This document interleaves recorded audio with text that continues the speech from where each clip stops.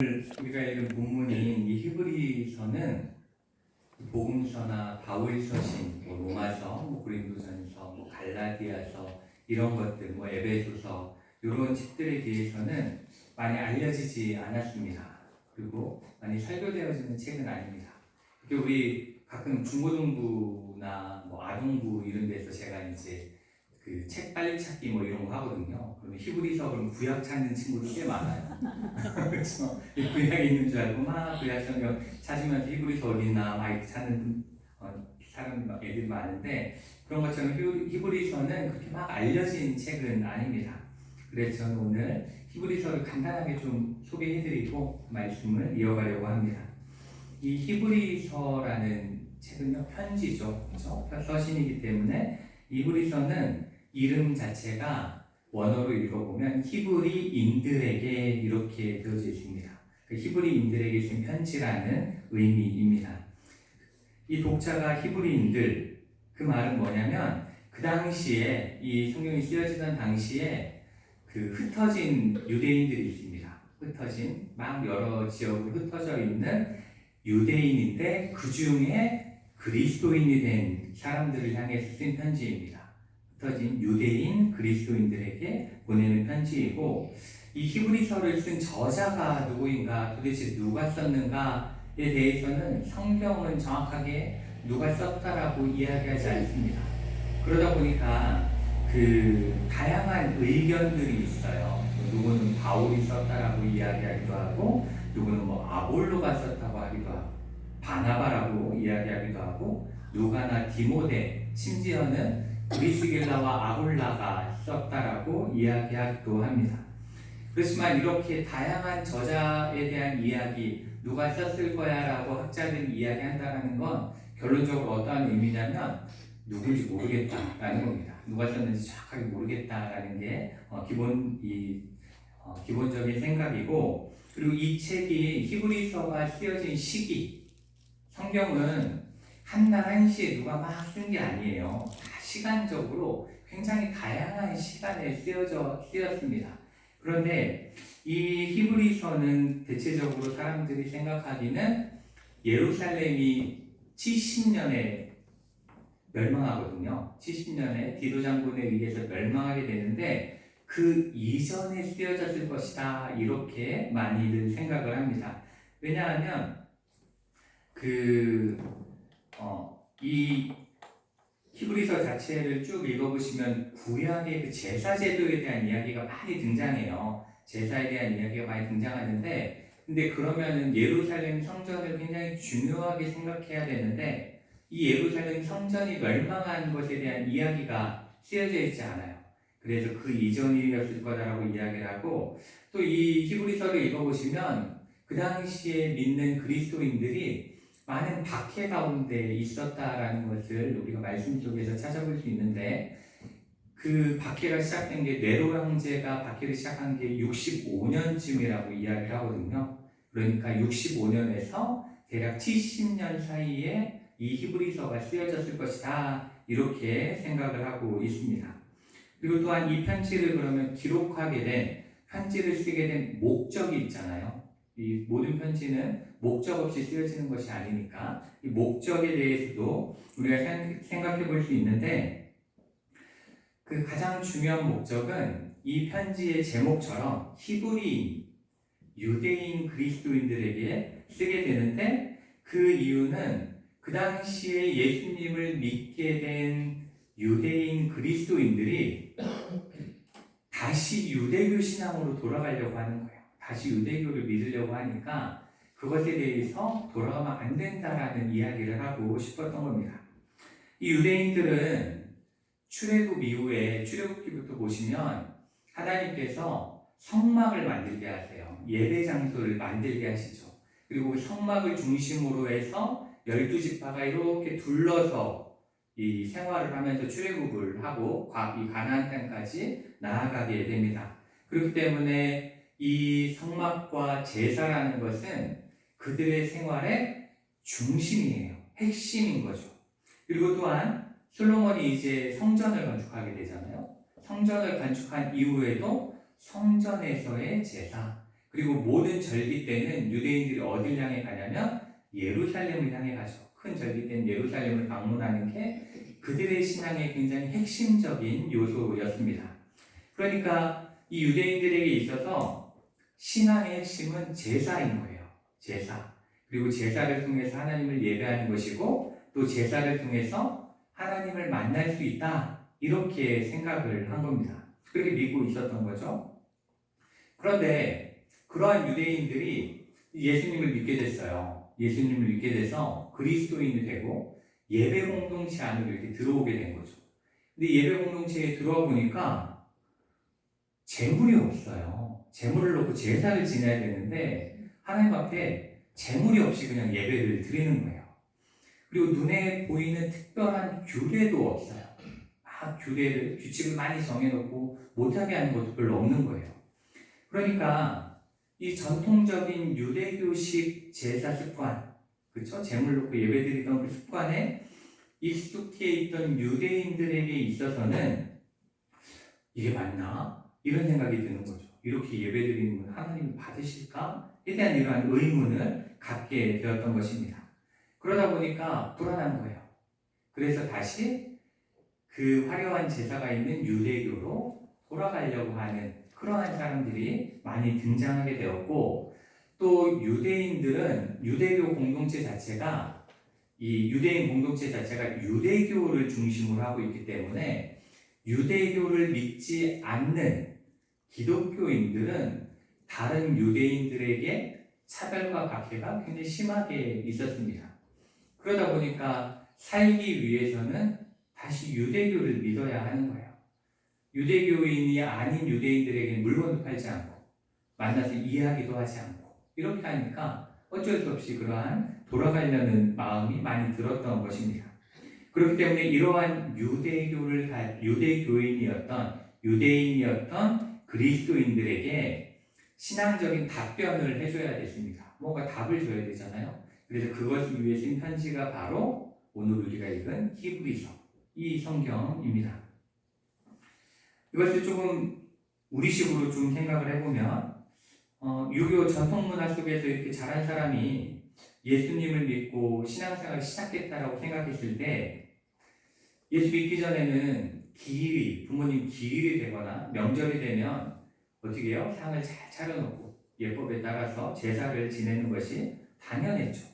근데 이 전통 신앙 속에 있다가 교회로 오면은 가장 먼저 못하게 하는 게 제사예요. 그렇죠? 제사, 교회 집에서 계속 자란 사람은 큰 문제가 없지만 믿지 않던 사람이 오면 제사를 가장 먼저 못하게 막고는 합니다. 그리고 추도 예배를 드리라고 많이 권면을 하죠. 그래서 추도 예배를 드리게 하는데 이제 제사를 지내지 않고 교회에서 시키니까 추도 예배를 드리기 시작합니다. 근데 추도 예배를 드리다 보면 음식도 안 차리고, 그렇죠? 아무것도 안 하고 그냥 성경책만 놓고 예배만 드리잖아요. 특별한 예식도 없고, 뭐 쓰는 것도 없고, 글도 안 쓰고, 뭐 이러니까, 뭐 태우지도 않고, 이러니까, 이거 조상님들로 왔다가 배고프게 돌아가시면 어떡하나, 이런 걱정을 할 수밖에 없는 거예요. 그런 상태에서 만약에 추도 예배 열심히 드렸는데 집안에 우환이 생긴다. 그러면 가장 먼저 드는 생각이 뭐겠어요? 조상님이 밥 제대로 안 쳐놔가지고 안 차려놔서 노하셨구나. 배고파서 노하셨구나. 이 생각이 가장 먼저 들 거잖아요. 그렇죠? 그렇게 생각하는 것처럼 그러다가 이제 도로 제사 다시 지내야 되겠어. 이렇게 되는 것처럼 이 유대교를 믿던 그렇죠? 유대인 그리스도인들의 마음속에도 그러한 어려움들이 있었다라는 겁니다. 그래서 이제 교회에서 그런 부분에 대해서 질문하면 답을 해야 돼요. 그런 것처럼 이 히브리서도 그러한 것에 대해 답을 하고 있는 겁니다. 그래서 이 히브리서는 이러한 유대인들을 향해 신앙이 흔들리고 옛것으로 돌아가려는 유대인들을 향해서 예수님께서 이루신 일들을 통해 예수님께서 이루신 그 놀라운 일들을 통해 제사가 어떻게 예배로 바뀌어질 수 있었는지에 대해서 설명을 하고 있는 겁니다. 그리고 그러한 예배를 드리는 예배자는 이제 예배자로서 어떻게 살아가는 것이 옳은가에 대해서 설명하고 있는데 그 내용이 바로 오늘 우리가 읽은 본문 10장 19절부터 25절까지의 설명을 쭉 하고 있는 겁니다. 그래서 저는 오늘 본문을 우리가 한 절 한 절 이렇게 읽으면서 예수님께서 어떠한 은혜로 우리가 하나님께 예배를 드릴 수 있게 하셨는지를 먼저 함께 나누고, 그 다음에 예배자로서 살아가는 삶이란 어떠한 것인지에 대해서 말씀을 나누고자 합니다. 오늘 우리가 본문을 한번 보도록 하겠습니다. 19절 말씀을 먼저 보도록 하겠습니다. 함께 읽습니다. 그러므로 형제들아, 우리가 예수의 피를 힘입어 성소에 들어갈 담력을 얻었나니. 아멘. 이 말씀을 이해하기 위해서 그 집사님 그림 띄워놔 주셨는데 그림 한번 보도록 하겠습니다.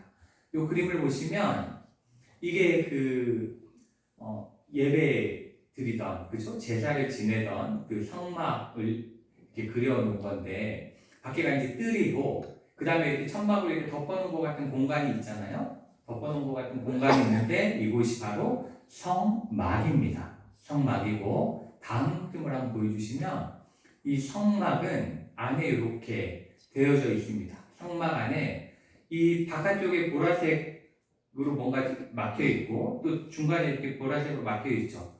그래서 막힌 그 앞쪽 공간이 성소, 거룩한 장소라는 성소입니다.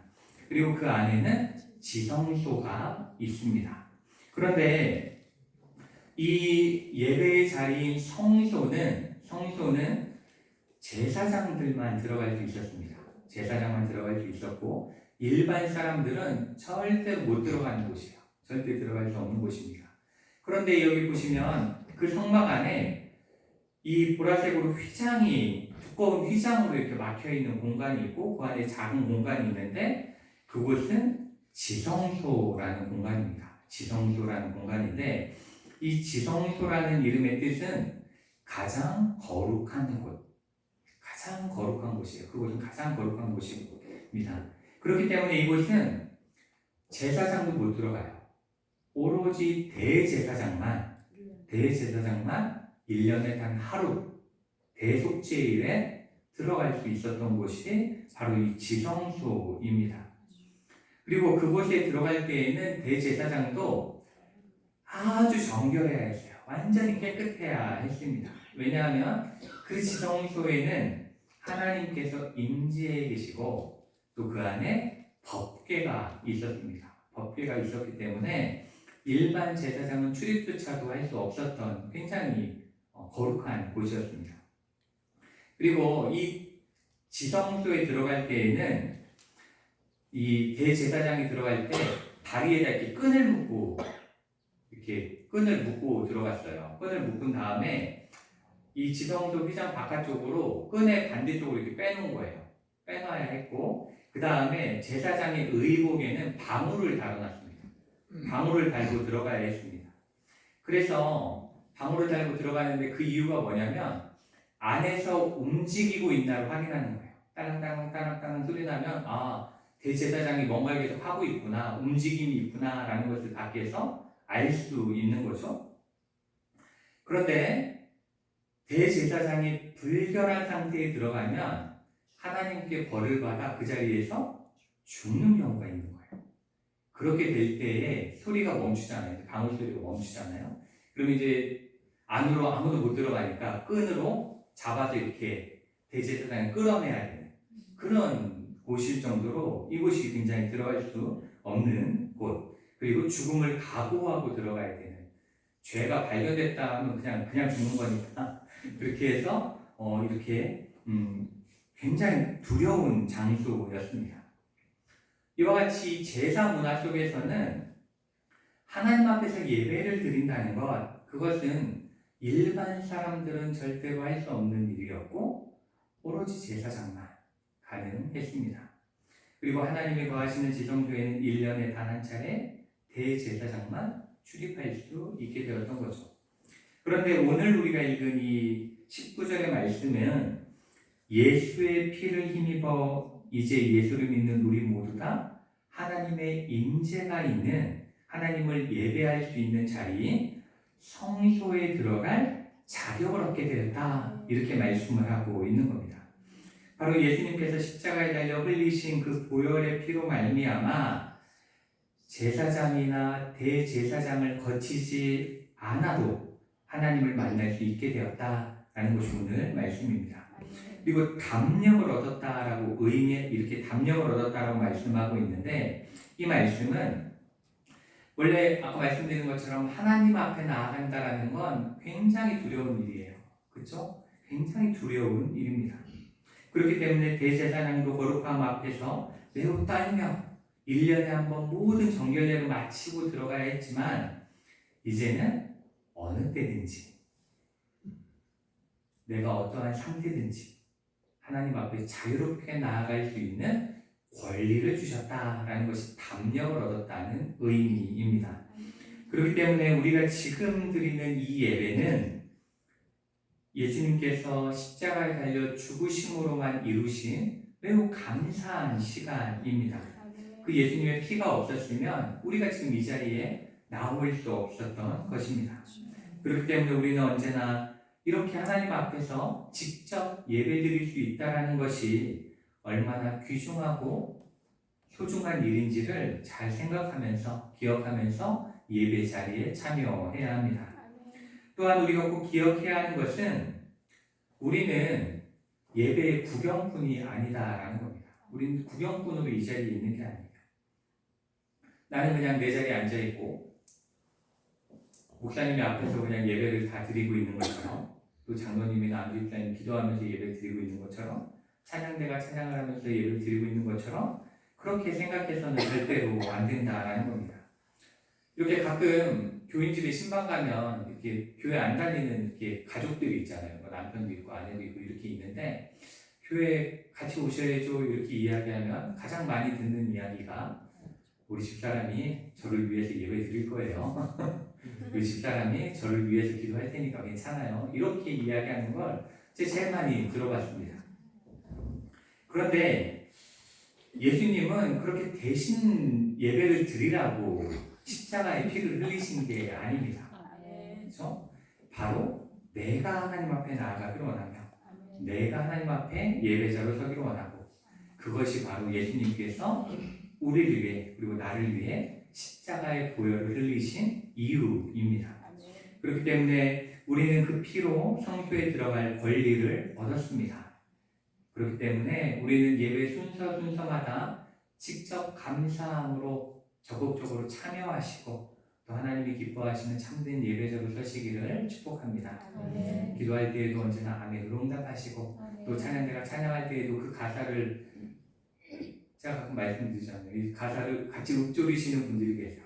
가사를 이렇게 이야기하시면서 입술로 함께 고백하시면서 찬양을 함께 들으시는 경우들이 많이 있는데, 그렇게 정말 그 찬양의 가사가 나의 고백이 되기 위해 그렇게 내심으로 참여하시면 그것이 참된 예배가 될 것입니다. 우리 20절 말씀을 함께 읽도록 하겠습니다. 20절 말씀 함께 있습니다. 그 길은 우리를 위하여 휘장 가운데로 열어놓으신 새로운 살 길이요 휘장은 곧 그의 육체니라. 아멘. 여기서 예수님께서는 지금까지 누구도 가지 못했던 새로운 길을 여셨다, 이렇게 말씀하고 있죠. 이 길이 왜 새로운 길이냐면, 구약시대에는 하나님 앞으로 바로 갈 수 없었잖아요. 그렇죠? 갈 수 없었던, 존재하지 않았던 길이었습니다. 자기 혼자 갈 수 없는 길이었어요. 그렇지만 이제 이 길은 하나님께로 누구든 바로 갈 수 있는, 바로 만날 수 있는 그 길이기 때문에 새로운 길이라고 표현하고 있는 것입니다. 그런데 여기 보시면 이 길은 예수님께서 휘장 가운데로 열어놓으신 길이다, 이렇게 말씀하고 있죠. 그리고 휘장은 곧 그의 육체니라, 이렇게 말씀하고 있습니다. 이 의미는 아까 봤던 그림에서의 그 모습 속에서 설명드린 것처럼, 성막 안에서 예배를 드릴 때에는 휘장이 두 군데 있었습니다. 처음에 바깥쪽에 성막으로 들어가기, 성소로 들어가기 위한 휘장이 하나 있었고, 그 다음에 지성소로 들어가기 위한 휘장이 하나 더 있었습니다. 그런데 이 휘장은 굉장히 두꺼웠다고 해요. 그리고 굉장히 이렇게 잘 짜여진 그러한 천으로 되어져 있었습니다. 그렇기 때문에 뭐 방수도 되고 방염도 되고 뭐 방습도 되고 이럴 정도로 잘 돼 있는 거라고 합니다. 그런데 아까 말씀드린 것처럼 이 지성소에는 1년에 단 한 번, 그것도 단 한 사람만 들어갈 수 있었죠. 그리고 지성소는 하나님이 거하시는 장소였기 때문에 하나님이 거하시는 곳에 보통 사람은 아무도 못 들어갔는데, 그런데 그 성소와 지성소를 구분하는 그 휘장이 예수님께서 십자가 위에서 찢으셨다라는 것을 말씀하고 있는 겁니다. 그 휘장을 찢으셨다라는 거죠. 우리가 잘 아는 말씀이 있죠. 마태복음 27장 51절 말씀을 보시면 이렇게 기록하고 있는데, 예수님께서 크게 소리 지르시고 영혼이 떠나가실 때에 성소 휘장이 위로부터 아래까지 찢어져 둘이 되었다, 이렇게 기록하고 있습니다. 바로 이 휘장이 찢어졌다라는 것은 사람과 하나님 사이를 가로막고 있던 막, 그 두꺼웠던 막이 사라졌다라는 거예요. 열리게 되어졌다라는 거죠. 이제 예수 그리스도를 통해서 하나님 앞으로 담대하게 들어갈 수 있는 그 길이 열렸다라는 것을 말씀하고 있습니다. 그 육신이 십자가에 찢기심으로 우리는 생명으로 인도하는 그 길을 들어가게 된 것입니다. 그래서 요한복음 14장 6절에서는 이렇게 말씀하고 있죠. 내가 곧 길이요 진리요 생명이니 나로 말미암지 않고는 하나님께로 올 자가 없느니라, 이렇게 말씀하면서 예수 그리스도께서 여신 그 길을 따라갈 때에만 하나님을 만날 수 있다라고 성경이 말씀하고 있습니다. 21절 말씀을 우리가 함께 읽겠습니다. 또 하나님의 집 다스리는 큰 제사장이 계시매. 여기서 이 하나님의 집은 교회를 의미합니다. 교회를 의미하는데, 그저 이렇게 개교회를 의미하는 수철교회, 온양감리교회, 온양장로교회, 이러한 개교회를 의미하는 것이 아니라 이 땅에 있는 하나님과 예수 그리스도를 주로 믿는 모든 교회들을 의미합니다. 모든 교회를 이 통칭해서 이야기하는 거고, 이 교회를 다스리는 분은 큰 제사장이신 예수님이시다라고 말씀하고 있습니다. 진정한 대제사장이신 예수님께서 교회의 주인이 되시기 때문에 우리가 하나님 앞에 나아갈 수 있다라고 가르치고 계신 것입니다. 이 대제사장이신 예수 그리스도께서는 우리를 하나님께로 인도하시는 분입니다. 갈 수 있는 길을 알려주시는 분입니다. 우리가 이 예수 그리스도의 이름으로 예배드리고, 또 우리가 기도할 때도 어떻게 해요? 예수 그리스도의 이름으로 기도하는 이유가 여기 있는 겁니다. 예수 그리스도 없이는 누구도 하나님 앞에 참된 예배자로 나아갈 수 없기 때문에 우리가 예수 그리스도의 그 이름을 의지하여 기도하고 예배 드리는 겁니다. 이 교회의 주인은 오로지 예수님밖에 없습니다. 담임 목사도, 장로님들도, 교회 개척 멤버도 주인이 될 수 없습니다. 단 한 분 예수님만이 우리 교회의 주인이신 우리 모두가 기억하기를 원합니다. 그리고 또한 어찌 보면 이 예수 그리스도만을 믿는, 의지하는 이 믿음이 우리 그 개신교회와 가톨릭, 천주교회를 구분하는 이 기준이 되기도 합니다. 이 가톨릭 교회, 천주교회 성당을 가보시면 사제가 이 목사보다 훨씬 중요한 위치를 차지하고 있습니다. 굉장히 중요한 위치를 갖고 있어요. 이 고해성사 들어보셨죠? 고해성사, 자신이 이제 죄를 지면 성당에 가서 이제 고해실에 가서 고해성사를 하는데 하나님 앞에 하지 않아요. 그렇죠? 고해성사 누구한테 해요? 신부한테 합니다. 그렇죠? 사제를 통해서만 그 고해성사가 가능한 거예요. 그리고 또한 천주교회를 다니는 분들은 기도할 때에도 예수 그리스도의 이름을 통해서 기도하기도 하지만, 때로는 성모 마리아께서 도와주시길 바라며 기도하는 경우도 있고, 또 어떠한 성인들을 쭉 이제 성인들 몇 번째 성인 누구누구를 통해 은혜를 주신 하나님 이런 식으로 기도를 하는 기도문들을 볼 수가 있습니다. 이렇게 성인이나 성모의 도움을 받아서 기도를 하기도 해요. 그렇지만 성경은 우리에게 절대 그렇게 가르치고 있지 않습니다. 그렇죠? 오로지 예수 그리스도만이 우리를 하나님께로 인도하는 유일한 길이요. 우리가 하나님께 예배드릴 수 있는 유일한 방법도 예수 그리스도께서 십자가를 통해 이루신 이 길을 통해서만 가능하다라는 것을 우리는 명심해야 합니다. 아멘. 이렇게 우리는 예수 그리스도의 놀라운 사랑과 십자가의 은혜로 하나님 앞에 나아갈 자격을 얻었습니다. 그리고 우리가 지금 이 자리에 있을 수 있는 것도 그 이유죠. 그리고 또한 우리가 다른 노력이 아닌 예수 그리스도를 통해 하나님을 예배할 수 있음을 다시 한번 깨닫게 되었습니다. 그렇다면 이러한 은혜를 받은 우리는 이제 어떠한 예배자로 살아가야 되는가에 대해서 22절부터 25절까지의 말씀을 통해서 생각을 해보도록 하겠습니다. 22절 말씀 우리가 함께 한번 읽도록 하겠습니다. 우리가 마음의 뿌림을 받아 악한 양심으로부터 벗어나고 몸은 맑은 물로 씻음을 받았으니 참 마음과 온전한 믿음으로 하나님께 나아가자. 아멘. 이 구약 시대에는 제사장들이 제사를 드리기 위해서는 동물을 잡아요. 동물을 잡은 다음에 피를 받습니다. 피를 받아서 성물에 이렇게 뿌려요. 뿌리고 이 제사를 지내는 그 제단에는 이렇게 바릅니다. 피를 이렇게 발라서 정결하게 하는 의식이 있고, 그런 다음에 지성소에 들어가기 위해서는 깨끗한 물로 몸을 깨끗하게 씻어야 했습니다.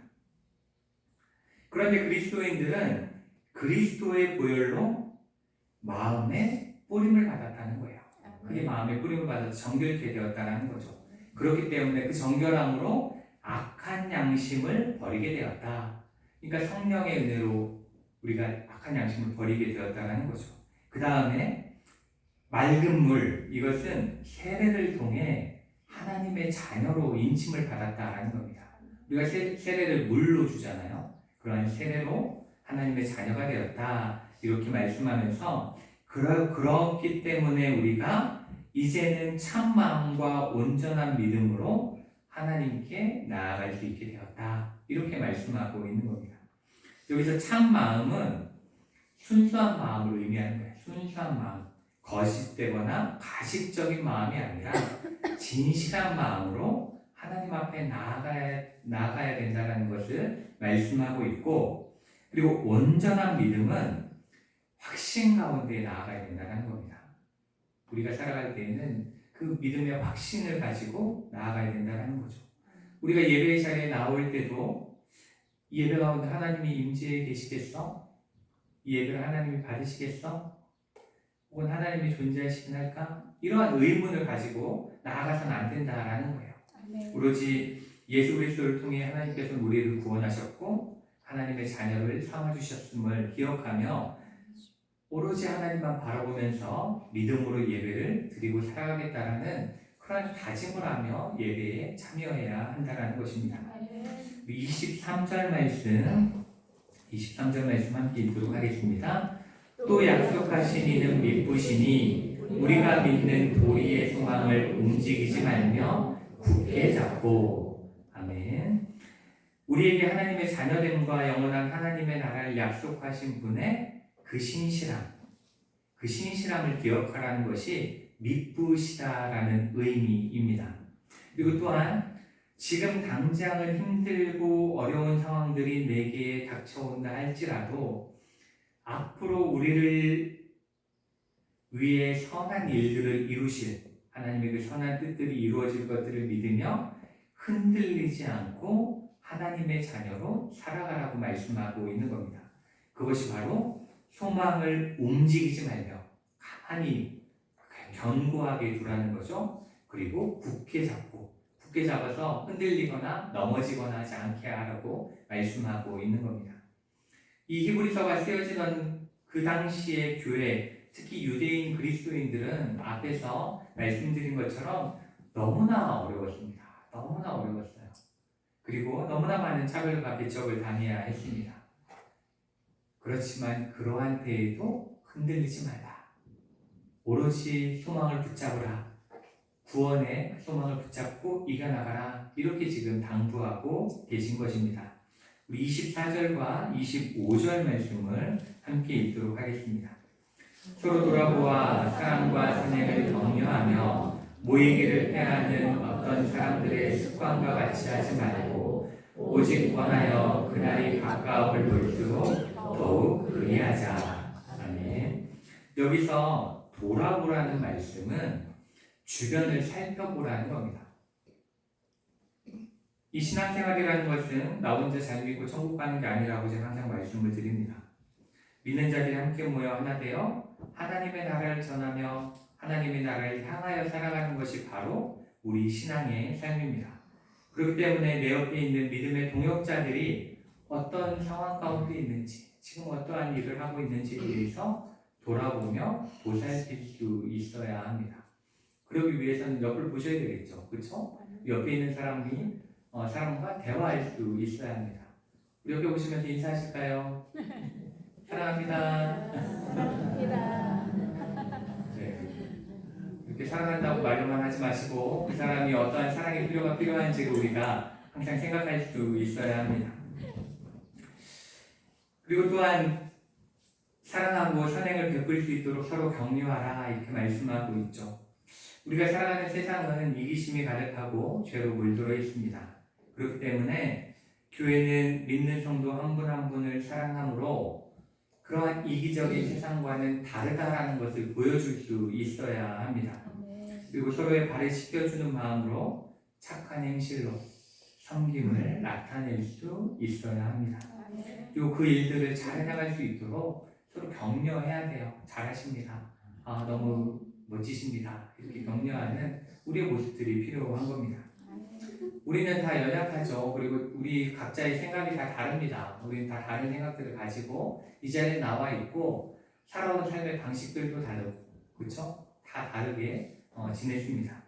그렇기 때문에 때로는 내 마음과 달라서 그 사람이 믿기도 하고 또 내 마음에 안 들기도 하고 또 때로는 누구 때문에 서운하기도 하고 상처를 받기도 합니다.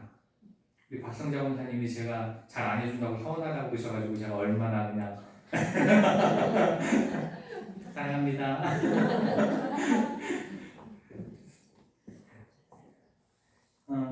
그렇지만 그럼에도 불구하고 우리는 하나님이 부르셨고 믿음을 주셨고 소망을 주셨습니다. 그렇기 때문에 우리는 그 믿음 안에서 소망 안에서 사랑으로 아껴주고 감싸주고 보듬어줄 수 있는 그러한 공동체를 만들어갈 수 있어야 합니다. 그것이 바로 하나님께서 우리 교회를 향해 원하시는 교회의 됨임을 꼭 기억하시길 원합니다.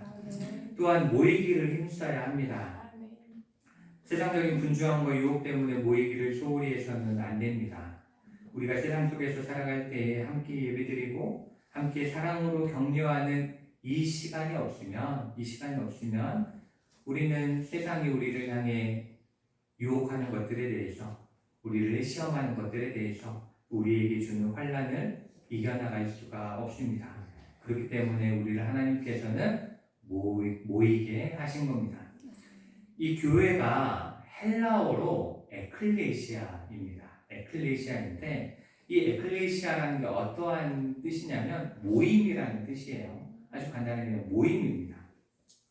바로 하나님께서 모으게 하셨다라는 거죠. 이 건물은 저희 교회 오시는 분들마다 다 너무 아름답다고 이야기하시지만 교회가 아닙니다. 교회당이죠.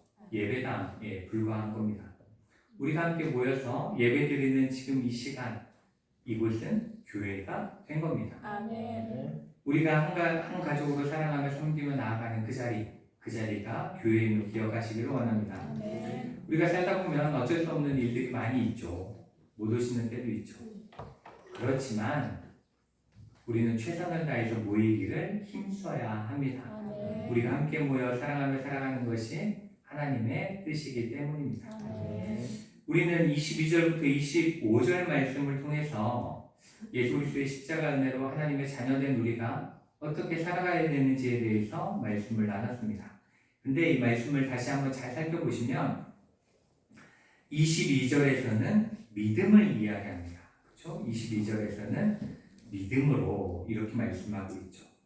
23절에서는 소망을 이야기하고 있습니다. 그렇죠? 소망을 움직이지 말며 이렇게 말씀하고 있고 24절과 5절에는 사랑으로 이렇게 말씀하고 있습니다. 어찌 보면 이 말씀 속에서 우리는 믿음과 소망과 사랑이 어떠한 의미를 우리에게 던져주고 있는지 그것을 깨달을 수 있습니다. 사랑하는 주철교회 성도 여러분, 우리는 그리스도의 보혈로 하나님 앞에 지금 예배자로 설 수 있게 되었습니다. 그 은혜 언제나 감사하며 이 예배의 자리를 소중히 여기시는 우리 모두가 되기를 축복합니다. 그리고 우리를 믿음과 소망과 사랑 가운데 모으시고 함께 하나님 나라를 향해 나아가길 원하시는 하나님의 뜻 안에서 하나님의 집, 하나님이 사랑하고 기뻐하시는 좋은 교회를 만들어가기 위해 기도하며 순종하는 저 여러분 되시기를 축복합니다. 우리가 함께 찬양할 텐데 찬양대만 몇 번 해보셨다고